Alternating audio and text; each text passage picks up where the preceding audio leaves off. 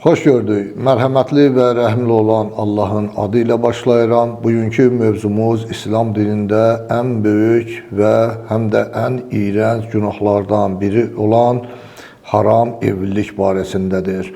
Bu evlilik Quran-ı Kərimin çox saylı ailələri ilə qadağandır və Peyğəmbər əleyhissalamın bizlərə gəlib çatan hədislərinə görə ən böyük 10 günahlar içərisində yer alır.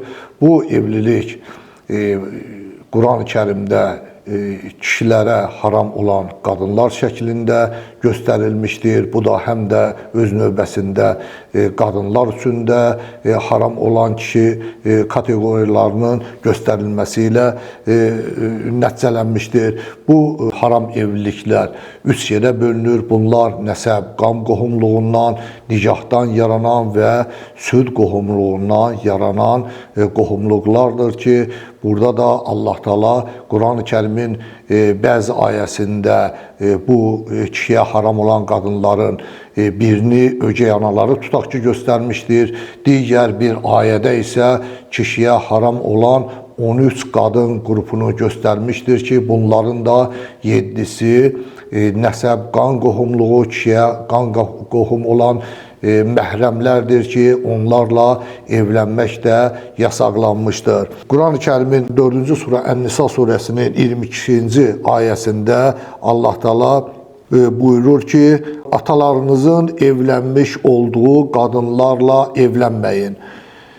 Yalnız keçmişdə olan bu cür işlər müstəsnadır. Əlbəttə, bu çox çirkin, iyrənc işdir və pis bir yoldur. Gördüyümüz kimi, bu əməli Allah Taala çox iyrənc və pis bir yol adlandırır bu evliliyi. Yəni, atanın evləndiyi digər xanımlar, yəni ögey analar barədədir. Digər bir, deməli, Ən-Nisa surəsinin 23-cü ayəsində isə Allah Taala kişiyə haram olan 13 qrup qadın göstərir ki, və onların da haram olduğunu və bu evliliklərdən kişilərin çəkinməsini buyurur. Deməli, ayədə deyilir ki, sizə analarınız, qızlarınız, bacılarınız, bibiləriniz, halalarınız, qardaş və bacılarınızın qızları, süd analarınız, süd bacılarınız, arvadlarınızın anaları, yəni qaynanalarınız, yaxınlıq etdiyiniz qadınlarınızın himayəsində olan qızlarınız, yəni ögey qızlarınız ilə evlənmək haram edildi. Öz belinizdən gələn oğullarınızın arvadları ilə evlənmək və 2 bacını birlikdə almaq da sizə haramdır. Yəni Allah Taala gördüyümüz kimi burada İlk gələn 7 qrup qadınlar kişinin qan qohumlarıdır və süd anaları və nikahdan yaranan qohumluqlara aid olan qadınlarla da evlənməyi kişiyə haram edir. Birinci ögey analardır. Bundan sonra deməli ayədə keçən 13 kateqoriya üzrə qadın qruplarının başında insanın öz doğma anası gəlir, ananın anası da gəlir, yəni nənə də oğula haramdır. Bundan sonra bacı gəlir, kişinin bacısı, doğma və bir tərəfi ögey ana bir ata bir bacılar gəlir ki, bunlarla da evlənmək kişiyə haramdır. Qız övladı gəlir, nəvələr də qızın atasına haramdır. Bibi, atanın doğma və ögey bacıları da kişiyə haramdır. Deməli, xala, ananın doğma və ögey bacıları, qardaşın qızları və bacının qızları. Gördüyümüz kimi bunlar 7 ədəddir, qan qohumlardır və kişiyə məhrəm olan qadınlardır ki, bunların evlənməsi kişiyə ən çox haram olan qrupların içərisindədir. Bundan sonra eyni qadından süd içən, yəni süd qohumluğundan yaranan haram evlilik gəlir ki, bu da süd anasıdır. Körpənin 2 yaşına qədər, yəni bir evlilik müddətində öz övladlarını və digər uşağa süd vermək nəticəsində bu yaranır. Bildiyimiz kimi 2 yaşından yuxarı süd içdiyi qadının digər uşaqları ilə qohumluq münasibəti yarana bilməz. Burada şərt mütləq surətdə 2 yaş və bir evlilik müddətində olmalıdır ki, və süd anası da kişiyə evlənməsi haram olan qadınlara içərisindədir. Süd bacıları, yəni süd ananın doğma oğlu və qızları ilə süd verdiyi körpənin süd bacı qardaşları da sayılır ki, kişi də süd bacısı onun qızı və süd qardaşlarının qızı ilə də evlənməsi haramdır. Bundan sonra nikahla yaranan evlilik gəlir. Burada da birinci qaynanadır. Yəni kişi evli olduğu qadının anası ilə evlənə bilməz. Sonra ögey qız gəlir, kişi evli olduğu qadınla yaxınlıq edibsə, bu qadının başqa kişilərdən qızları varsa, həmin qızlar kişinin ögey qızları adlanır və onlarla da kişi evlənə bilməz.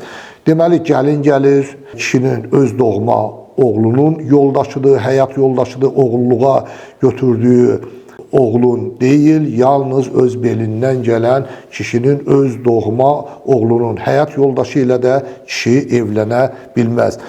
Baldız, yəni həyat yoldaşının bacısı, həyat yoldaşı ilə əgər sağdırsa, kişi onun bacısı ilə də eyni vaxtda evli ola bilməz.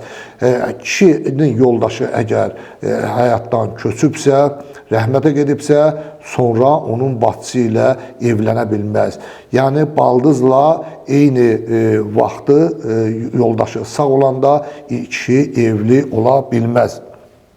Bu da ilahi ədalətdən gəlir. Yəni, 2 bacının bir kişiyə eyni vaxtda evli olmasını Allah Teala ədalətsizlik kimi dəyərləndirib və bu işi haram etmişdir. Bundan sonra evli qadın gəlir. Yəni, başqasının nikahı altında olan qadınla da nikah bağlanmaq və evlənmək qadağandır.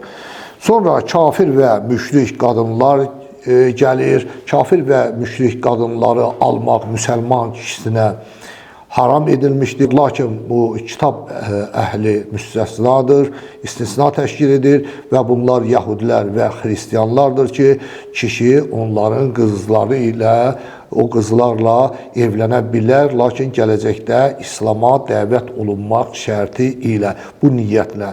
Lakin burada incə bir məqam vardır, hörmətli izləyicilər. Əfsus ki, son dövrlərdə bu müstəqillik qazanından sonra daha da bu get-gedə geniş vüsət almaqdadır.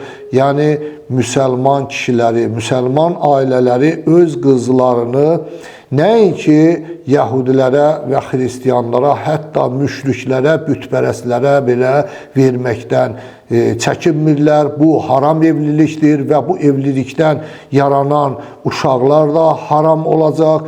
Yəni, bu hətta yəhudilərə, kitab əhlinə belə və yəhudi və xristianlara, kitab əhlinə belə kişilərinə qız vermək müsəlmanlara haram edilmişdir. Yəni, onlardan qız almaq olar, lakin qız vermək olmaz. Nəinki kafir, müşrik və bütpərəstlərə və kitab əhlinin belə kişilərinə müsəlmanın qız verməsi Allah tərəfindən yasaq edilmişdir. Lakin əfsus ki, İslam dinindən xəbəri olmayan bəzi cahil ətrafımızdakı Azərbaycan xalqının bəzi nümayəndələri öz qızlarının gələcəyi güya maddi cəhətdən təminatı və yaxud da müəyyən oğlanın müəyyən məqam sahibi olmasından dolayı belə yeznələr seçirlər ki, bu da Allah dərgahında evlilik haramdır. Əfsus ki, cəmiyyətdə bu o qədər də yaxşı tanınmır bu günah və təkrar olaraq bildirmək istəyirik ki, bir müsəlman qızı başqa dinin mənsublarına ərə verilə bilməz. Əgər oğlan İslam dinini qəbul edirsə və yaxud da o ərəfədədirsə, bu məsələlər istisnadır. Lakin müsəlman qızları, hörmətli izləyicilər, mümkün deyil ki, ilahi şəriətlə başqa dinin mənsublarına verilsin. Allah Teala bu evliliyi qadağan etmişdir və bu evlilikdən, haram evlilikdən çəkinmək lazımdır. Bundan sonra gəlir kişinin 3 dəfə boşadığı qadın. Bu cəmiyyətimizdə bizə yaddır. Yəni bizdə mən hələ indiyə qədər 3 dəfə öz həyat yoldaşını boşayıb təzədən evlənənə, belə bir evliliyə rast gəlməmişəm. Bunlar əsasən cahiliyyət dövründə ərəblərdə daha çox idi. Hətta ondan sonra da baş verirdi. Ona görə Allah Teala bu ayəni göndərmiş və bu evliliyi 3 dəfə boşandıqdan sonra həmin qadını kişiyə haram etmişdir. Əgər bir kişi qadınını 3 dəfə boşayarsa, o onunla 4-cü dəfə evlənə bilməz. Bundan sonra qadın bir dəfə mütləq ərə getməlidir başqa kişiyə və ondan sonra boşanarsa, əvvəlki ərinə qayıdıb onunla nikah bağlaya bilər. Günümüzdə bu məsələ real deyildir. Bu ərəblərin arasında tez-tez onlar qadınlarını boşayırdılar və təkrar da bir nikahla təkrar da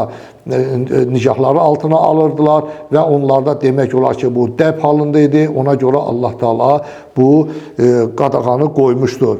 Bundan başqa eyni anda 4-dən artıq qadınla evlənməyi də Allah Teala qadağan etmişdir. Bildiyimiz kimi cahiliyyət dönəmində ərəblərdə hüdudsuz qadın almaq var idi. Yəni onlarda bunun bəlli sayı yox idi. Bir kişi istədiyi qədər qadınla evlənə bilərdi. Hətta Peyğəmbər əleyhissalamın dövründə də bu belə idi. Peyğəmbər əleyhissalamın bəzi tarixdə 9, bəzisində 11, hətta 13 belə qadını olduğu göstərilirdi. Lakin bu əmr gələndən sonra Peyğəmbər əleyhissalam qanunlarını boşayıb 4 xanımını saxlamışdı. Yəni müasir dövrümüzdə bu bəzilərinə həqiqətən də əsasən də qadınlara bu çatmır. Onlar bunu həzm edə bilmirlər. Bildiyimiz kimi demokratik qanunlarla eyni vaxtda bir kişi, bir qadınla nikah da ola bilər. Lakin İslam 4 qadına icazə verir. Bunun özünü bildirmək istəyirik ki, hörmətli dinləyicilər, özünün bir çox şərtləri vardır. Bu şərtlərin içərisində ən başlıcası qadınların eyni evdə olmaması. Əfsus ki, biz dövrümüzdə bəzi ərəb ölkələrində, hətta Afrika ölkələrində də görürük ki, bir kişinin hətta 5, 10, 20 xanımı var və onlar bir evin içərisində toplanmışlar və evdə yüzlərlə uşaq var. Allah Teala bu şəkildə evliliyi qadağan etmişdir. Ədalətin qorunması baxımından həqiqətən də bu misilsiz qanundur. Yəni bir xanım üçün evlilikdə onun ayrıca evi olmalıdır. Yəni o ayrıca bir ailə olmalıdır və kişi onu təmin etməlidir. Bildiyimiz kimi birdən artıq qadınla evlənmək üçün kişinin həm fiziki, həm maddi, həm mənəvi təminatı və gücü olmalıdır. Bunlar elə belə məsələlər deyildir. Bir kişi istədiyi qədər qadınla, 4 qadınla evlilik ümumiyyətlə İslamda təbliğ olunmur. Bu o qədər də bəyənilən iş deyil. Lakin müəyyən səbəblərdən müharibələr dövründə daha çox qadınların başsız qalması, bu qadınların, ailələrin başsız qalmaması üçün Allah Teala bu icazəni vermişdir. Bu demək deyil ki, bir kişi gedib 4 qadın almalıdır. Bildiyimiz kimi Peyğəmbər əleyhissalam və Həzrət Əli də öz sevdiyi qadınların üstünə qadın almamışdır. Bu bir istək məsələsidir. Lakin bildiyimiz kimi həyatda bir çox çətinliklər olur və əvvəllər də o dövrdə qadınlar yoldaşının ikinci dəfə, tutaq ki, bu uşaq olmaması, müəyyən xəstəliklər, başsız qalan ailələr dövründə də bu olmuşdur ki, və əvvəlki qadın həyat yoldaşının başqa xanım almasına da etiraz etməmişdir. Deməli, iddəti qurtarmayan qadınlar, bu o deməkdir ki, deməli, qadının həyat yoldaşının ölməsi, boşanması və yaxud da nikahının fəsləq olunmasından sonra qadının növbəti dəfə ərə getməsi üçün gözlədiyi müddətə iddət deyilir. Yəni, gözləmə müddətidir iddət və bu iddət əri ölən qadın üçün 4 ay 10 gündür. Hörmətli izləyicilər, bildirək ki, bu barədə də Quran ayəsidir və bunlar Quran ayəsindən bizim burada bunların hamısını deməyə imkanımız, vaxt imkanımız yoxdur. İstəyənlər Quran-ı Kərimdən baxa bilərlər. Boşanan qadın üçün isə iddət müddəti 3 təmizlənmə müddətidir. Hamilə qadınlar üçün isə bu doğumun başa çatması ilə bu müddət sona yetir ki, əfsus ki, cəmiyyətimizdə də buna məhəl qoyulmur. Həqiqətən də boşanan qadınlar, əri ölən qadınlar ümumiyyətlə xalqımızın gözəl adətlərindən də biri həqiqətən ili çıxmamış. O dövrdə ümumiyyətlə, yəni dul qadınların ərə getməsi, Sovet dövründən danışıram, yəni elə də ümumiyyətlə təbliğ olunmurdu, əksinə buna pis baxılırdı. Bildiyimiz kimi İncildə də dul qadınların ərə getməsi günah kimi bildirilir İsa Aleyhisselamın dilindən, halbuki bu absurddur. Bildiyimiz kimi Peyğəmbər Aleyhisselamın Ayşə xanımdan başqa bütün həyat yoldaşları dul qadınlar olmuşdur. Yəni buradan da görükür ki, bu uydurulmuş bir qanundur. Allahın belə bir qanunu ola bilməz. Sovet dövründə də boşanan qadınlar ikinci dəfə həyat qura bilmirdilər. Bu absurddur. Yəni heç kimin boşanan qadını ərə getdiyinə görə qınamaq haqqı yoxdur. Hər bir qadının kişilər kimi boşandıqdan sonra ailə həyatı qurmaq hüququ vardır. Bundan sonra kişiyə arvadının bəzi qohumları ilə evlənmək qadağandır. Bu, Quran-ı Kərimdə olmasa da Peyğəmbər Əleyhisselamın bizə gələn hədisləri ilə qadağan olunmuşdur və kişi arvadının xalası, bibisi, bacısı qızı, qardaşı qızı, oğlunun qızı, qızının qızı, yəni nəvələri ilə birlikdə evli ola bilməz. Yəni bir kişi bir qadınla evlidirsə, eyni vaxtda onun bibisi ilə, xalası ilə, qardaşı qızı, bacısı ilə, qızı ilə də həmin sadaladığımız qruplarla da, qadının yaxın qohumları ilə də Allah Teala ədalət baxımından da bu evliliyi haram bilmişdir. Bura qədər deməli Quran-ı Kərimdə kişiyə haram olan qadınlar qruplarını göstərmişdir və lakin mən yazdığım Böyük Günahlar kitabında bunu haram evlilik adlandırmışam bu günahın adını. Çünki niyə görə? Çünki burada o dövrdə olmayan, bu dövrdə olan bir iğrənc bir nicah növü peyda olmuşdur. Mənim oxuduqlarımdan savadım çatdığı qədər mən tarixdə ümumiyyətlə eyni cinslərin nicahına rast gəlməmişəm. Bu yalnız 20-ci əsrdə vüsət almışdır və bir çox ölkələrdə bildiyimiz kimi həm Amerika həm də Avropanın ölkələrində bu qanunudur, don almışdır və konstitusiya hüququdur. Eyni cinslərin nicahı bu nə qədər iğrənc, gülünc olsa da baxırıq ki, böyük bir Avropa ölkəsinin baş naziri öz kişidir, öz həmcinsi ilə evlidir. Bu bildiyimiz kimi İslam dinində həmcinslərin biz əvvəlki bundan da böyük günah kimi həmcinslərin arasında cinsi əlaqəni göstərmişdik və göstərmişdik ki, bu insanlığa göndərilən ən böyük bəlalara səbəb olmuşdur. Allah Teala bu cinsi əlaqəni haram bilmişdir. Burada isə cinsi əlaqədən deyil, bu cinsi əlaqəni cəmiyyətdə qanunla təsbit olunmaqdan, yəni nikah halına salmaqdan və bu işə qanuni don geyindirməkdən gedir ki, bu haram evlilikdir. Ona görə də mən bu günahın adını haram evlilik qoymuşam ki, yəni bu evlilik müasir dövrümüzdə yaşanmaqdadır ki, həmcinslərin, eyni cinslərin nikahı da haramdır. Deməli, bura qədər olan bir kişiyə haram olan evlilik kateqoriyasında Quran-ı Kərimdə olan qadınların qrupu və bir də öz həmcinsləri ilə evlilik nikahını göstərdik ki, bu evliliklər kişiyə haramdır və bu evliliklər böyük günah və Allahın təbliğicə bu pis yol və iğrənc bir günah olaraq göstərilir. Bundan başqa İki məsələ barədə danışmaq istəyirəm. Bunlar bizim xalqımızda əsasən ermənilərdən keçən kirvəlik məsələsidir ki, bəziləri elə bilirlər ki, həqiqətən də o dövrdə bu ümumiyyətlə torbaqlarımızın geriyə qaytarılmasından sonra Allaha şükürlər olsun ki, kirvəlik məsələsi də biraz aradan qalxmışdır. Əvvəllər bu ümumiyyətlə qərb zonasında, Azərbaycanın qərb zonasında bu məsələ daha çox geniş vüsət alınmışdır və onlar əsasən uşaqlarının kirvələrini ermənilərdən tuturdular və həmin kirvə evin ən əziz adamı olurdu. Çox təəssüf edirəm ki, bəziləri indi də həmin kirvələrlə biz eşitirik ki, əlaqə saxlayırlar. Bunlar bizim 1-ci Qarabağ müharibəsində 30 min, ikincisində 3 min verdiyimiz şəhidlərin ruhuna xəyanətdir. Yəni, ermənilərlə bu formada əlaqə saxlamaq, kirvəni təzədən həmin xatirələri canlandırmaq, bu heç bir mənəviyyatla, heç bir dini qayda-qanunla bir araya sığan şey deyil. Deməli, kirvəni heç bir qohumluq münasibəti yaratmır.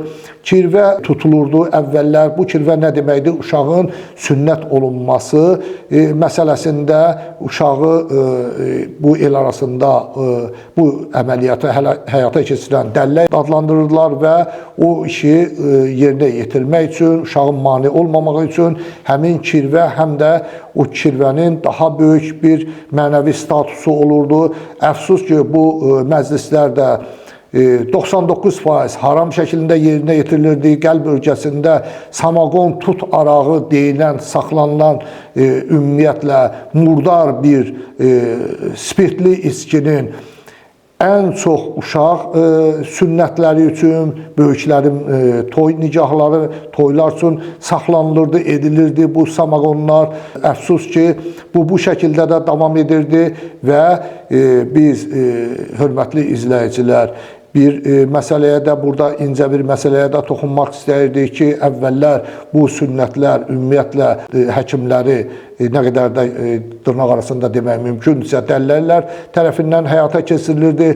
Lakin biz müxtəlif platformadan bəzən uşağın, üzr istəyirəm, cinsiyyət orqanının kəsilib düşməsi ilə də biz görürük, belə naşı adamların bu əməliyyatı aparmağa heç bir nə mənəvi, nə də qanuni onların hüququ yoxdur. Düzdür, bu əvvəllər müəyyən dərəcədə illərlə, 20-30 il təcrübə keçmiş insanlar tərəfindən həyata keçirilirdi. Lakin bizim tövsiyəmiz mütləq bu işi uşaq cərrahları yerinə yetirməlidir. Allah cəmi övladları saxlasın. Mən də bir oğul atasıyam və xatırlayıram ki, bu işi mən uşağın bələkdə olanda yerinə yetirmişəm və evə uşaq cərrahı dəvət edib bu əməliyyat evdə bildiyimiz kimi bu çox xırda bir əməliyyat hesab olunur. Bir neçə dəqiqəyə cərrah bu işi yüksək professional şəkildə yerinə yetirir və yadıma gəlir ki, mənim üzr istəyirəm, evdəki həyat yoldaşımdan başqa ailə üzvlərim belə xəbər tutmadı və bu məclis bildiyimiz kimi sünnət məclisləri əsasən pul yığmaq və haram məclislər şəklində həyata keçirilir ki, ümumiyyətlə tövsiyəmiz bu məclislərdən çəkinmək, Peyğəmbərin sünnətinə, İslam dininə uşağın uyğunlaşdırılması məsələsini haram içkilərlə, haram şəkildə məclislər qurmaqla həyata keçirməkdən çəkinmək lazımdır. Deməli, bundan sonra bir də beşik kəsmə məsələsidir. Bildiyimiz kimi, müasir dövrümüzdə bu nə qədər də azalsa da, yenə də başqa ölkələrdə, məsələn, Türkiyə, İranda, bu Ərəbistanda da belə davam etməkdədir. Yəni, uşağın valideynləri uşaq böyüyəndən sonra onların arasında evlilik olması barədə bir-birini ilə əhd bağlayırlar və bildiyimiz kimi əhd bağlamaq İslam dinində mübah və müstəhəb işlərdə fərz hökmündədir, lakin haram işlərdə əhd bağlamaq keçərsizdir, haramdır və bunun heç bir İslami dəyəri yoxdur. Bu işdə haramdır. Bildirmək istəyirik ki, hörmətli izləyicilər, valideyn uşağın sahibi deyil, uşağın sahibi Allahdır. Valideyn onun himayəçisidir və onun üzərində valideynlik haqqı vardır. Ona görə də uşaqlar böyüyəndən sonra, yetkinlik yaşına çatandan sonra onlar öz həyatı barədə özləri qərar verməlidir. Əlbəttə ki, valideynlərin xeyir duası ilə uşaqlıqdan bu cür ət bağlamaq haramdır və ümumiyyətlə bunlar heç bir qohumluq bağlılığı yaratmır, nə kirvəlik, nə də beşik kəsmə heç bir qohumluq bağı yaratmır və onların yaxın qohumları ilə də evlənmək kişiyə halaldır. Gördüyümüz kimi kişiyə haram olan qadınlar qrupu vardır və bunlar kişiyə həmcinslər də daxil olmaqla 22 kateqoriya üzrə qruplara daxildir ki, və bunlarla evlənmək Allahın qəzəbinə gələn ən böyük günahlardan, iyrənc işlərdəndir ki, biz həm özümüz çəkinməliyik, həm də ətrafımızı bu günahlardan agah etməliyik. Əssalamu aleykum və rəhmətullahi və bərəkatuhu.